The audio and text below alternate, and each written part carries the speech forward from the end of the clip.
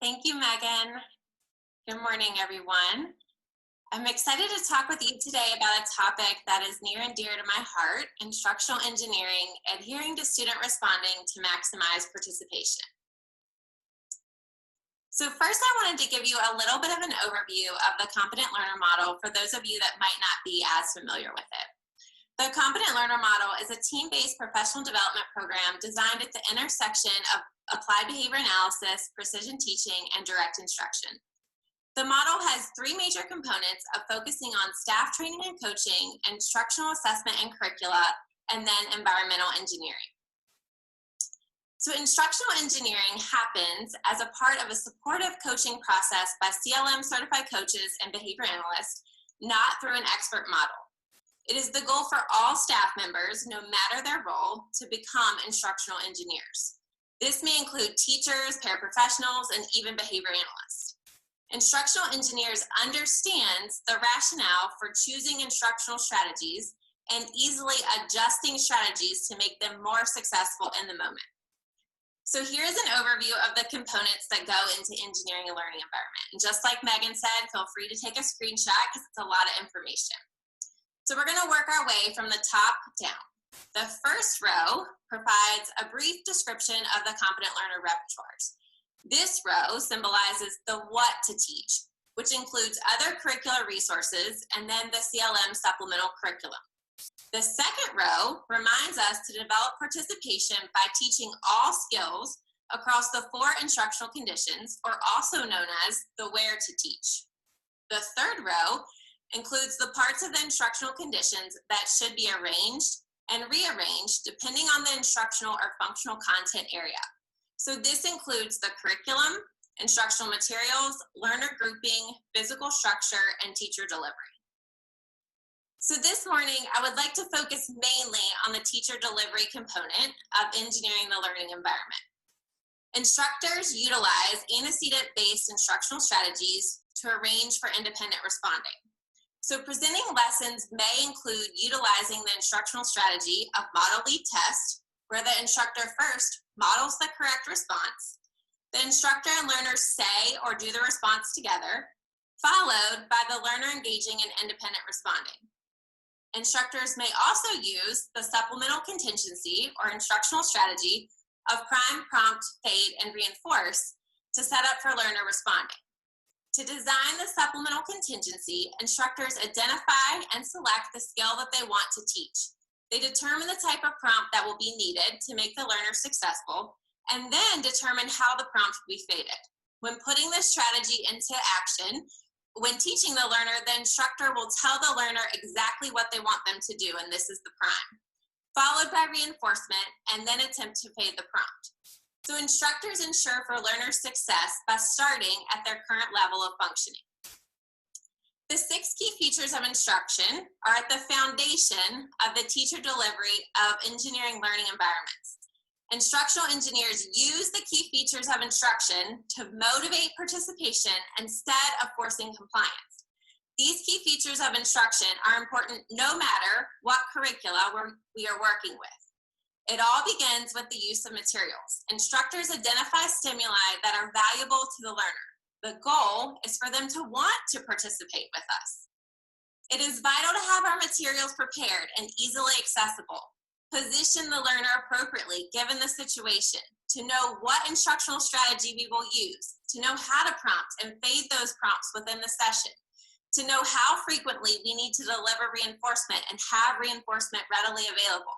And lastly, to know when and how we will finish the session. So I'm sorry that this slide, that it's a little bit hard to see the quote. However, the quote is, "Teaching is the arrangement and rearrangement of instructional conditions" by B.F. Skinner. Instructional engineers know the predetermined instructional target and arrange and rearrange the 6 key features of instruction to motivate participation and make the learner successful in the moment. So participation is taught as a set of skills. Pairing and correlating are at the core of instructional engineering. Instructors pair themselves with potentially reinforcing materials or items so that the learners want to stay in proximity. Correlating happens when a demand is placed on the learner and the agency relationship. Instructors move in and out of the pairing and correlating process to adhere to learner responding. So on the next slide that we're going to watch a video, you're going to see a video of one of our master instructional engineers who is a behavior analyst and a CLM coach in training in Canada. You will see Kevin adjusting his teaching in the moment, adhering to learner responding, and motivating participation, which in turn sets the occasion for his naive learner to be very successful. So within this platform, I don't have the ability to start and stop the video, so I'm going to be typing in the comment box narrating the video in real time. There are also subtitles highlighting some of the major components. So hope you enjoy the video. Scribbling in color here. Put that here. You put the paper up. What do you want? Right here. Great job. And we go.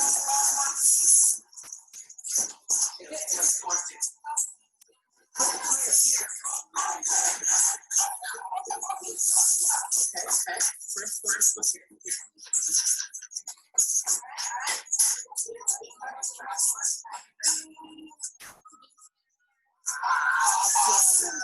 Down.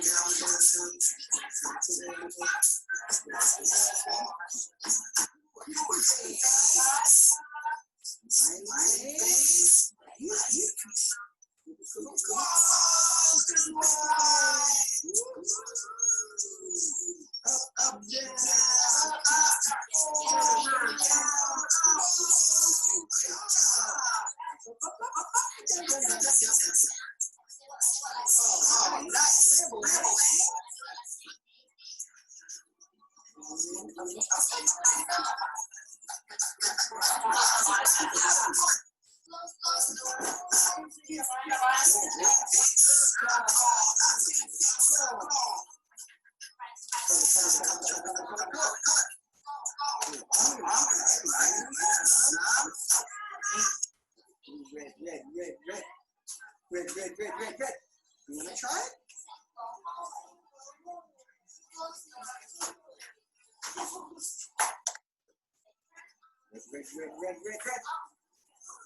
Red. Are we coloring your hand? Okay, let's try some on here. Red. Whoa, good job. You're coloring your picture red. You want some on your hand? Pink.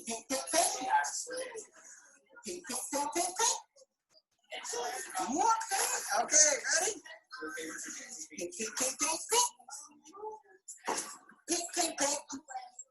Pink.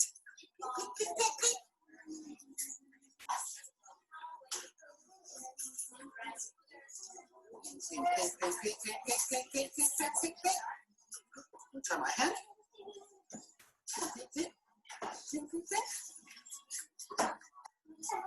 Oh, my hand's all red. Oh no!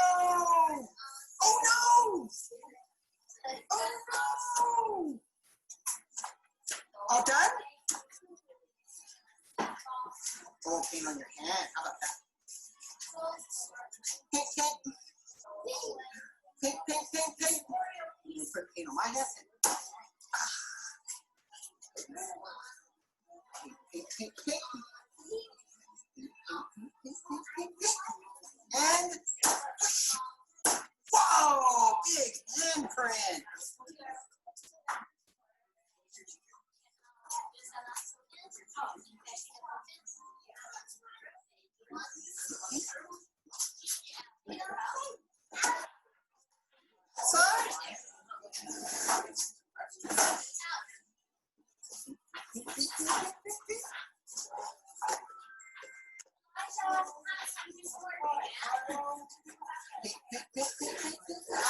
Try it here.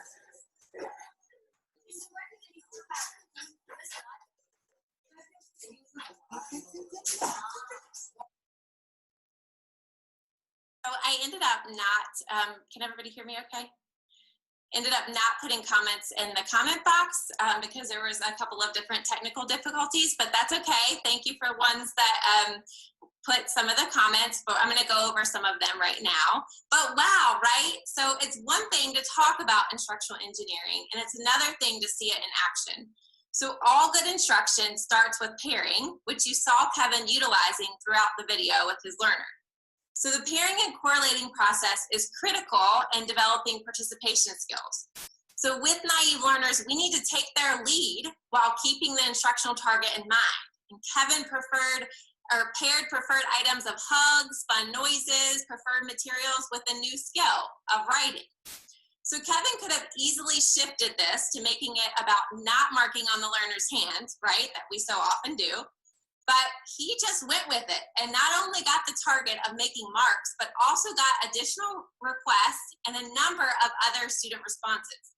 Instead of stopping the activity, the instructor accepts the motor band of marking on his hands, keeping up the participation of the activity, and having fun while doing it. And did you notice how many writer responses the instructor was able to elicit without ever touching the child's hands for a physical prompt? This is all part of the intentional design and use of antecedent-based strategies to motivate participation. So within the Competent Learner Model, we coach and teach all instructors to utilize different types of prompts during their instruction as necessary. As instructional technicians move towards being instructional engineers, they're able to intentionally design the instructional session and deliver it with fidelity during the session. This is different than your traditional behavior technician. They don't have to wait for someone else to make adjustments to a program. This visual is an example of the types of prompts we could use to develop the writer repertoire for a naive learner.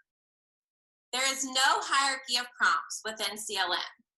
The instructor identifies the prompt that is needed for the learner to be successful and puts that prompt into place, and again, works to fade that prompt as soon as possible. So one of my absolute favorite things to watch is an instructional engineer at work. Students are participating, adults are arranging and rearranging instruction in the moment. They are achieving the CLM mission of students learning and loving it all day long. So I'm happy to answer any questions you have at the end of this presentation, or my email is provided on the screen. I'm now going to turn the presentation over to Jennifer LaMarca, and thank you so much.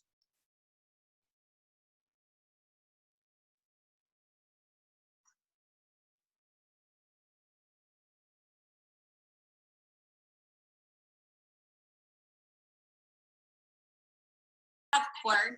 So we're always going to try to arrange and rearrange, and we might have had to use distraction at that point, or even offered a redirection or put the paint here. You know, it's not that consequences aren't ever used, but trying to put all of those antecedent strategies on the front end of it to really motivate the participation. And then, of course, if it doesn't work, putting something, you know, a redirection on the back end of it. Yeah, good question. That's a really good point, and kind of we get so stuck, including myself, that the rigidity piece of paint is supposed to be on the paper, or work happens at the table. That if we just really get into it with play and kind of let the learner take the lead, there's all kinds of things that can happen. And so pot, meet, kettle, right here, but it's really just getting used to not being the one that is necessarily in control.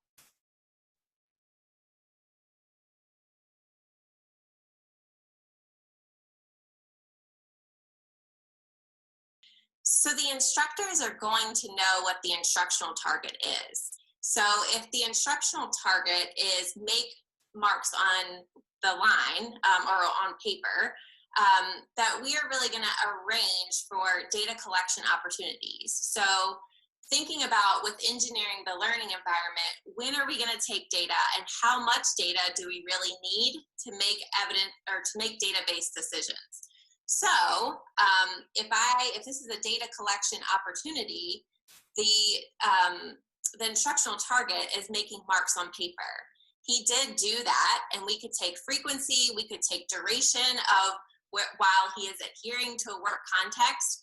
Whatever that instructional target is really going to drive the data collection. And again, you know, embedding the repertoires or these instructional targets happens all day long. So as we are engineering the learning environment, it's just as important to decide When are we going to take data? How are we going to take data? And training all of the staff members to be able to do that.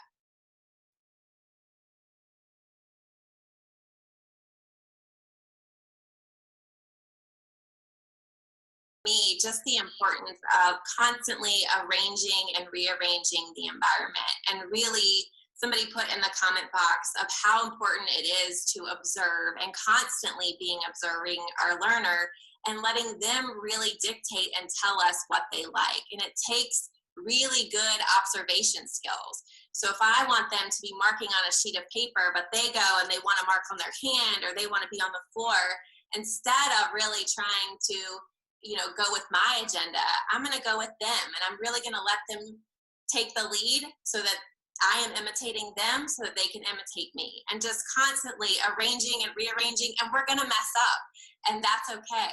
But having fun and letting our guard down, that's what it's all about. Wonderful. Jennifer?